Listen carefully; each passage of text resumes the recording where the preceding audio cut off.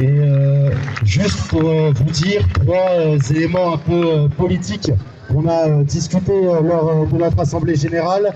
Le premier, c'est que même si Bayrou il est parti, la politique mise en place par le gouvernement, elle va continuer. Donc nous aussi, on va devoir continuer. On a vu quand même que le choix qui a été fait de nommer l'ancien ministre des Armées, ça peut que aller dans le sens de continuer cette politique au service des riches, de casse des services publics où en fait on prend de l'argent pour la majorité de la population pour le mettre soit dans les poches des patrons et des riches, soit pour l'armée. Et on se disait quand même que ce moment de colère généralisée, c'était aussi le moment de mettre l'ensemble des questions sur la table, l'ensemble des revendications qui se discutent chez nous, dans nos services, mais en réalité plus largement dans le monde du travail. Ça, c'était le premier élément de discussion. Le deuxième élément de discussion, c'est que bien évidemment, il faut tout bloquer et que les salariés, les travailleuses, les travailleurs, on a le pouvoir de tout bloquer. Et ça s'appelle faire la grève.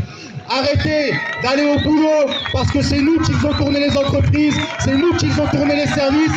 Et si on arrête d'aller au taf, il n'y a plus rien qui tourne. Et oui, la société, elle serait bloquée.